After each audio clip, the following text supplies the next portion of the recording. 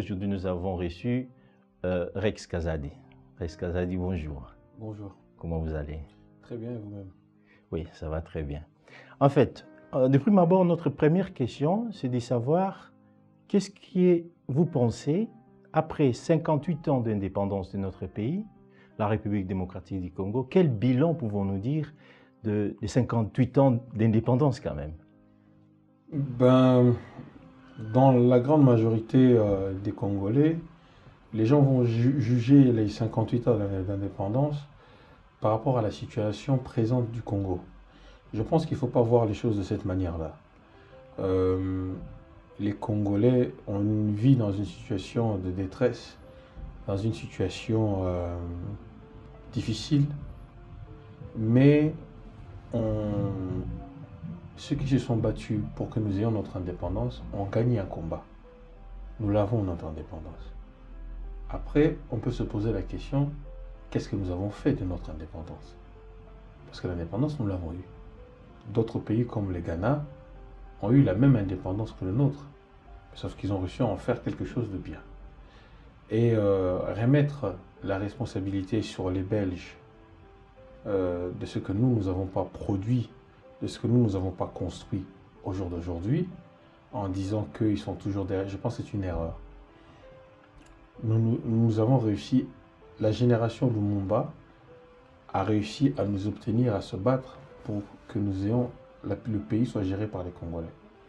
On aurait dû avoir une bonne gestion du pays pour développer ce pays. On a eu des Mobutu, on a eu des Kabila le père, on a eu des Kabila le fils. Ce sont des personnes qui avaient la responsabilité de développer ce pays. Et ils ont échoué, les uns comme les autres. Alors là, directement, vous accusez en quelque sorte la classe politique congolaise actuelle. Les acteurs politiques ont une responsabilité puisque c'est eux qui gèrent le pays. Évidemment. Voilà. Et donc, si les choses ne se passent pas comme ils doivent se passer, c'est la responsabilité des politiques qui étaient en charge de gérer ces affaires-là. Ça, 58 années après notre indépendance, les Belges sont partis. Ce n'est pas les Belges. Les Belges ne vous empêchent pas de construire des écoles. Les Belges ne vous empêchent pas de mettre de l'électricité dans votre pays. Les Belges ne vous empêchent pas de donner de la nourriture aux Congolais. Les Belges ne vous donnent pas l'ordre d'arrêter des opposants, d'arrêter la société civile, d'arrêter les individus qui se battent pour leur liberté dans leur pays. Alors, à ces cas-là, si la classe politique a échoué, donc nous avons besoin d'une nouvelle classe politique. C'est ce que vous entendez par là. C'est une évidence. Alors, pouvez-vous essayer un peu de définir quelle classe politique que nous aurions besoin pour l'avenir? Quelle est la stature de politiciens que nous avons besoin pour l'avenir, puisqu'on a passé 58 ans d'indépendance sans résultat, et maintenant l'avenir, qu'est-ce que les politiciens de l'avenir peuvent faire pour faire avancer la République? Numéro 1, et je pense que c'est l'essentiel, c'est la probité morale. On a besoin d'hommes et de femmes pleins de probité, c'est-à-dire qu'il y a des gens qui sont là pour l'intérêt général et pas pour les intérêts privés. Des hommes et des femmes qui ont une vision, qui voient, qui travaillent pas simplement pour leurs propres intérêts, mais pour l'intérêt général et surtout qu'ils ont une vision de ce qu'ils veulent pour le Congo de demain. Donc c'est manque de vision dans notre pays. Voilà. Ce n'est pas une manque de compétences. Nous avons des hommes compétents qui font sciemment, et c'est pour ça qu'ils sont criminels, ils font sciemment de ne pas faire ce qu'ils doivent faire pour l'intérêt général. Donc ils travaillent à faire en sorte que la situation ne bouge pas pour que eux et leurs amis, eux et leurs intérêts soient privilégiés aux dépens de l'ensemble de la population. Voilà où le bas blesse, voilà où ça pose un problème. Alors, à part là, donc la population souffre, même ici dans la diaspora. Peut-être la souffrance de la diaspora est un tout petit peu différente de la souffrance de ceux qui restent au pays, mais du moins, il y a la souffrance parmi la diaspora. On a vu le 30 juin, c'est-à-dire il y a une journée passée, un grand nombre de gens qui sont sortis dans les rues de Bruxelles, en tête avec Sidi Kandokolo, pour faire la marche, pour dire non à Kabila, non au troisième mandat. Qu'est-ce que vous pensez de ces marches-là? Je pense que c'est une bonne initiative. Tout ce qui est fait dans un intérêt comment tout ce qui est fait contre un régime sanguinaire et dictatorial, le régime de Kabila, tout ce qui est fait pour redonner de la dignité et de la fierté aux Congolais, c'est une action à saluer. Donc la marche des syndicats de Colo, c'est une bonne chose. Peut-être le seul petit bémol qu'on pourrait dire au jour d'aujourd'hui, qu'est-ce que ça peut sérieusement apporter au Congo après les multiples, les centaines de marches organisées par les combattants qui sont d'autres activistes qui combattent depuis pratiquement 2010-2011, qui ont fait des centaines de marches. Alors vous pensez que les marches n'est pas vraiment la manière à faire partir Kabila avec des marches, ces pressions des marches ne vont pas réussir. Non, les marches ne font une pression à personne. Je pense que c'est un cri. Une marche, c'est un cri. C'est une manière de mobiliser les Congolais. Mais ensuite, qu'est-ce que vous faites de votre marche? Si ça s'arrête que aux marches, ça n'ira nulle part. Il faut que lorsque les Congolais se réunissent 10, 5, 20 000, après, qu'est-ce que vous faites de ces marches-là? Quel est votre message? Vous l'envoyez à qui? Pour quel intérêt? Les marches seules ne servent à rien, à part mobiliser les Congolais, parler des problèmes du Congo et sensibiliser. Mais aujourd'hui, tout le monde sait ce qui se passe au Congo. Alors, vous pensez, qu'est-ce que vous pensez, vous, quelle sera la stratégie, tant pour les combattants que d'autres sociétés civiles, comme le marche qui s'est passé hier? Quelles sont les stratégies que vous pouvez mettre en place pour faire une pression réelle afin que la personne qui s'assoit aujourd'hui comme chef de l'État au Congo puisse décider, j'ai dit ici son nom, Joseph Kabila, décide de enfin respecter la Constitution et les accords? Moi, je pense à titre personnel qu'il y a 2 ou 3 étapes. Pour ma part, il faut participer aux élections sans Kabila. Kabila n'a pas le droit de se présenter. Si Kabila se présente malgré tout, il faut comprendre que le peuple congolais a le droit de se défendre. Il faut utiliser la force légitime. La force légitime, c'est-à-dire que prendre les armes et défendre la nation. Donc vous encouragez en quelque sorte, si, là maintenant c'est l'hypothèse, si jamais Kabila résistait et se présentait aux élections au mois de décembre, qui s'est passé au mois de décembre, il faut prendre des armes. Donc c'est la guerre. Il faut arrêter avec tous les simagrées politiques, il faut à un moment donné et avoir le courage de l'affronter militairement. Parlant de cela, bon, pas parlant des armes, mais parlant des élections, vous croyez vraiment qu'il y aura élection au mois de décembre? Je l'espère, je le veux, et on va pousser pour qu'il y ait les élections. On va se présenter pour que les élections se passent. On va tout faire pour participer aux élections. On va tout faire pour que les élections se participent et que les résultats des élections soient les résultats réels de la volonté populaire de la nation congolaise. Et dans ces échiquiers politiques-là, il y a pas longtemps, Jean-Pierre Bemba est sorti de la prison, bon, en fait de la Haye, quand bien même qu'il y a encore l'autre cas qui est en train d'être traité, bien évidemment qui va sortir de toutes les façons, il est homme libre. Quel est l'impact qu'aura sa présence dans la scène politique, sa présence physique? Puisque l'MLC a continué à travailler pendant qu'il était mis de côté, mais maintenant qu'il est libre, quel sera l'impact de Jean-Pierre Bemba? D'abord, je salue sa libération, parce que sa libération démontre la faiblesse de cette organisation qui s'appelle la CPI, qui a passé son temps à arrêter en règle générale les Africains et les présidents africains par rapport aux autres personnes à travers le monde. Elle avait pour ambition de cibler exclusivement des Africains. Et Jean-Pierre Bemba en a fait les frais. Et pendant des années, nous avons crié, nous avons marché, nous avons dénoncé cette injustice sans être entendus. Aujourd'hui, la justice, malgré tout, a rendu son verdict et l'a déclaré innocent. Donc c'est déjà une bonne chose pour lui et sa famille. C'est une bonne chose aussi pour le Congo parce qu'aujourd'hui, dans l'échiquier politique, nous avons deux Banamboka réels qui peuvent participer au pays. Nous avons Félix d'un côté, nous avons Jean-Pierre de l'autre. Et comme nous avons besoin d'un candidat commun, je pense que l'un et l'autre doivent avoir suffisamment d'intelligence pour comprendre que l'intérêt du pays, c'est une convergence des forces. Exactement. Ce n'est pas les l'un contre l'autre, ce n'est pas les uns contre les autres, c'est une convergence.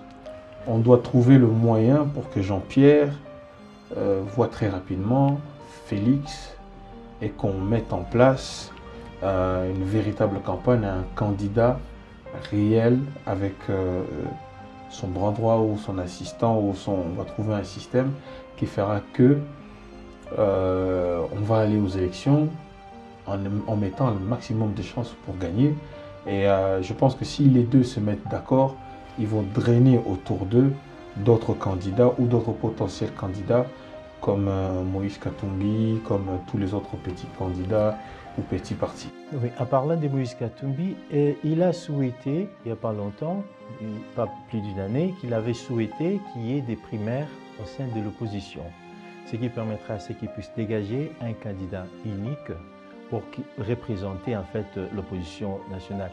Qu'est-ce que vous pensez de cette idée? Et Jean-Pierre Bemba, Félix Tshisekedi, Vital Kamerhe et les autres seront-ils prêts à participer à une primaire de l'opposition?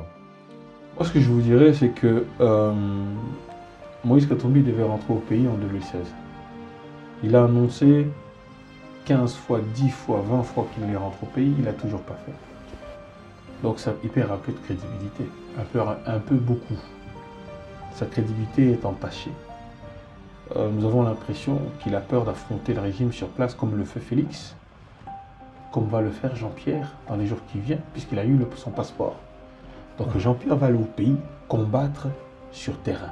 Malgré qu'il a passé 10 années sans sa famille, aujourd'hui il est prêt à redescendre au Congo pour se battre sur terrain avec les fils et les filles du pays, pour véritablement imposer, donner sa vision de la démocratie, de l'état de droit, etc. Et moi, je pense que ça peut se faire en collaboration avec un autre Mwanamboka, qui est Félix Tshisekedi, qui est aussi sur terrain et qui se bat aussi, comme Jean-Pierre, dans l'intérêt général. Mais Félix, lui, n'arrête pas de dire à tout moment que si jamais il y a possibilité, ils vont présenter un candidat unique, mais il est à tout moment avec Moïse Katumbi. On l'a vu aux États-Unis, ils étaient partis ensemble faire des conférences, visiter. Mais il ne va pas quand même se défaire de cette alliance qui n'est pas non dit, c'est-à-dire qu'ils n'ont pas signé un papier à ce qu'on sache de l'alliance, mais quand même il y a cette alliance d'étiquette Félix Moïse Katumbi. Il ne va pas se défaire de Moïse. Moi, je pense que Moïse Katumbi est un homme politique intelligent, est un homme politique sage, qui a su, lors de l'accord de la Senco, mettre son intérêt personnel, parce qu'à l'époque, il fallait, on avait mis sur la balance, l'accord n'allait pas se signer si on ne mettait pas dans des crispations la possibilité pour Moïse de rentrer au pays. Et Moïse y avait dit, si c'est mon cas personnel qui vous empêche de signer cet accord, enlevez mon nom, je reste en exil, mais signer, c'est le pays qui doit avancer. Donc je pense que c'est le même cas de figure aujourd'hui. Si l'intérêt national est que on doit d'abord privilégier le fait d'une alternance réelle au Congo, je pense que Moïse peut se dire, bon voilà, j'ai pas la possibilité de rentrer au Congo, Félix a la possibilité de le faire, étant donné que nous sommes partenaires, je peux soutenir Félix. Jean-Pierre ne peut pas le faire, étant donné que il nous faut un candidat unique, je peux soutenir Jean-Pierre.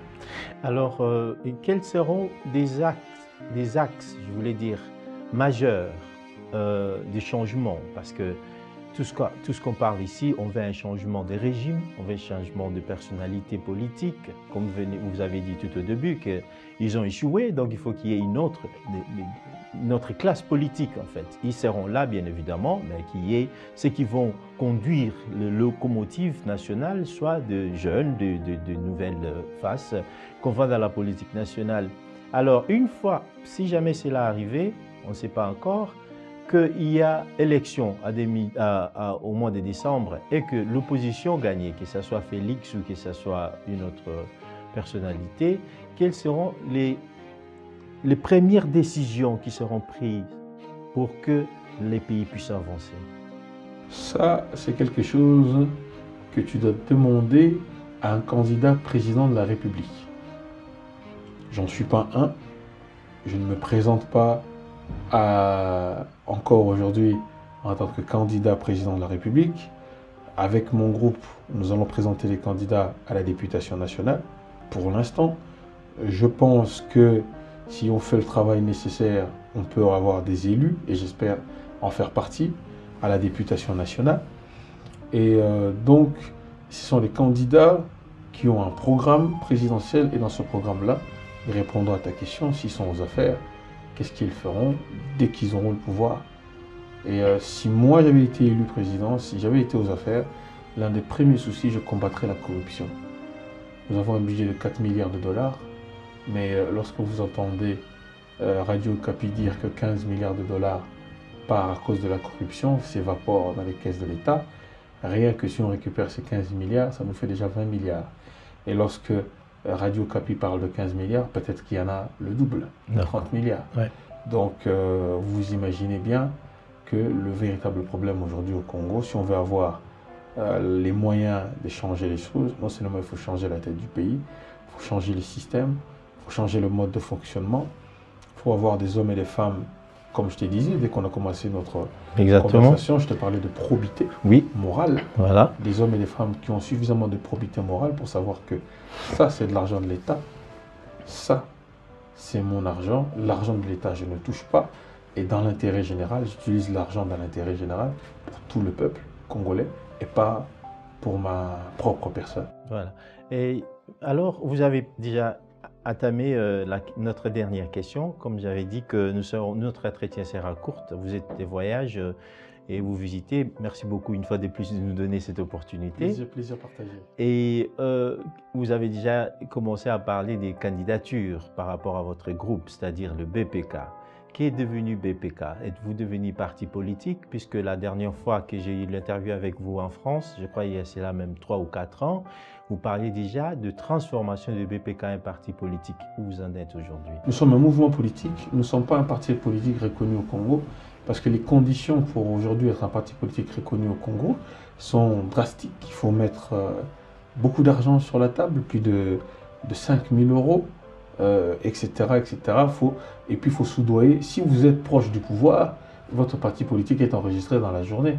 Bruno Tshibala, aujourd'hui, le Premier ministre, il a créé un mouvement politique, UDPS Tshibala. En quelques heures, ils ont eu un agrément de la part du Premier ministre, du ministre de l'Intérieur.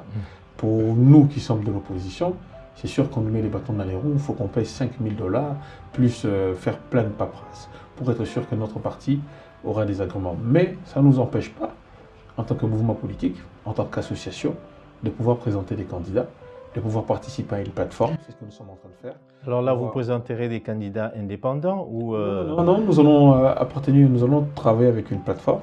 Aujourd'hui, nous avons des très bonnes relations avec, je vous annoncerai ça très prochainement, avec quelques plateformes qui nous proposent de nous allier avec eux pour pouvoir avancer. Nous sommes confiants.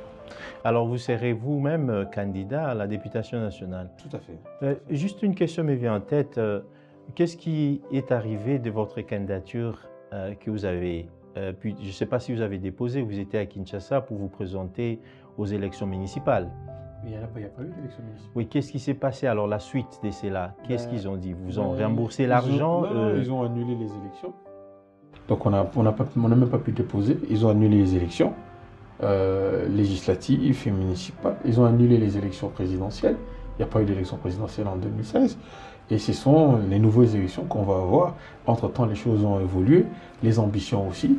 Et aujourd'hui, je pense que nous avons la possibilité, très confortablement, de présenter des candidats à la députation nationale et des candidats à la députation provinciale. C'est ce que nous allons faire. De temps en temps, vous partez à Kinshasa. Je crois bien, toujours dans les cadres des BPK, pour installer la base des BPK. Et c'est dans quel niveau se trouve aujourd'hui vous savez, pourquoi je pose cette question? Des fois, quand vous partez à Kinshasa, des gens qui sont connus ici, qui étaient dans le combat ou autres qui font la politique mais à l'extérieur, ils ne sont même pas connus. Vous posez la question de savoir, vous connaissez telle personne, on ne connaît pas, puisqu'ils n'ont pas connexion Internet comme nous autres. Alors, une fois que vous aviez installé BPK, c'est maintenant connu, la base est élargie. Qu'est-ce qui vous donne cette assurance-là de pouvoir gagner les élections des députations nationales? Excellente question. Nous avons fait un travail depuis 4-5 ans de terrain, depuis 2015. Nous sommes redescendus plusieurs fois. Nous allons participer à une campagne. Et puis, je vais vous dire quelque chose. Beaucoup même qui sont connus ne sont pas élus. Il ne faut pas simplement être connu. Il faut avoir un discours, il faut avoir un programme, il faut avoir une certaine prestance, il faut faire une campagne, il faut battre campagne. Il faut convaincre les Congolais que vous avez le meilleur programme. Il faut convaincre les Congolais de voter pour vous. Ne vous imaginez pas, comme certains disent, Naïbani, Borvotenga. Non. Plein de gens se sont cassés la gueule, donc sont venus avec des millions, donner des t-shirts. Ils n'ont jamais été élus. Donc, ce n'est pas notre philosophie, ce n'est pas notre mode de fonctionnement. On doit aller chercher les Congolais chez eux, dans leur maison, et leur dire, levez-vous, telle date, allez voter pour nous, parce que nous avons ça comme programme. Nous voulons ça pour la population. Nous allons défendre vos intérêts mieux que les autres.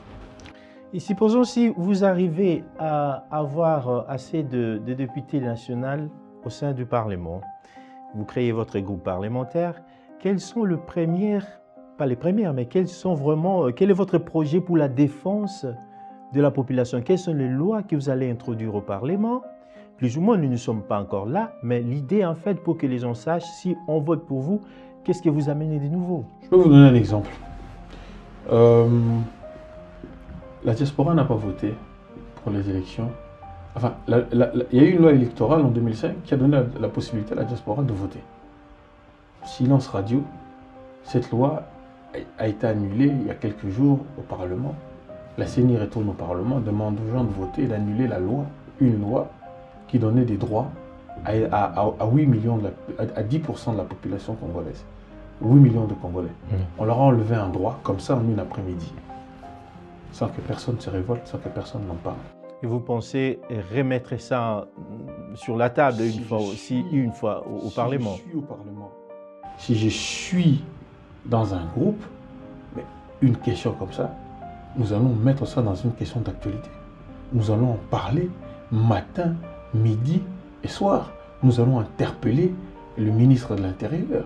Nous allons interpeller le Premier ministre. Nous allons en faire en sorte, ceux qui sont aux responsabilités, nous allons interpeller le gouvernement en se disant, si vous êtes capable en une après-midi de voler aux Congolais vivant à l'étranger leur droit de vote, qu'est-ce qui nous dit que si vous arrivez aux affaires et que vous perdez une élection, vous n'allez pas aussi leur voler leur droit d'être élus et le résultat de leurs élections?